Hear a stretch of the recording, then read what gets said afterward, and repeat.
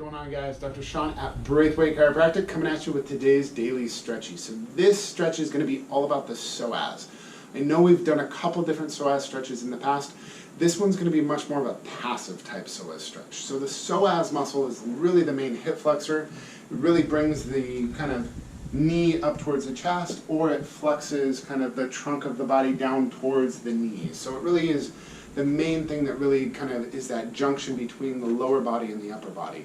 And today we are going to go ahead and stretch that, like I said, in a little bit of a passive way. What you're going to need at home to do this is the floor and a pillow, or a bolster if you have one. We're a chiropractic office, so we have bolsters all over the place.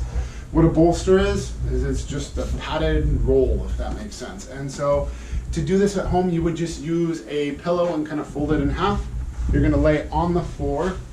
You're going to lay back over the pillow, bending the knees up to the chest. You're going to lift your pelvis off the table, and you're going to put the pillow or the bolster directly underneath the pelvis.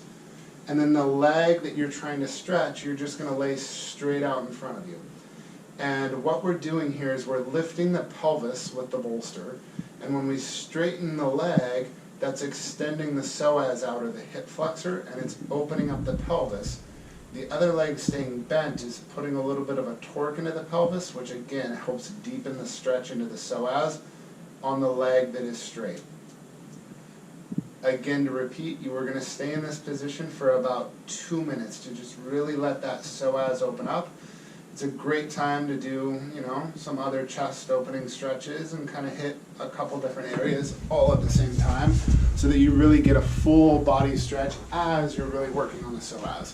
Psoas is something that's going to get tight in runners, it's going to get tight in cyclists, it's going to get tight from sitting for long periods of time. For all of us that spend lots of time at a computer, at a desk, your hip flexors are going to get tight. One side's always going to be a little bit tighter than the other.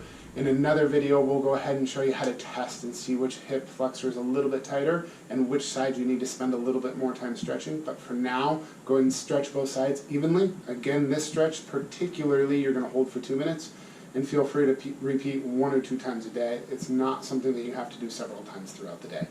Any questions, comments, concerns, definitely leave that stuff down below. If you haven't done so already, definitely hit the subscribe button down below, and have a great rest of your day, you guys.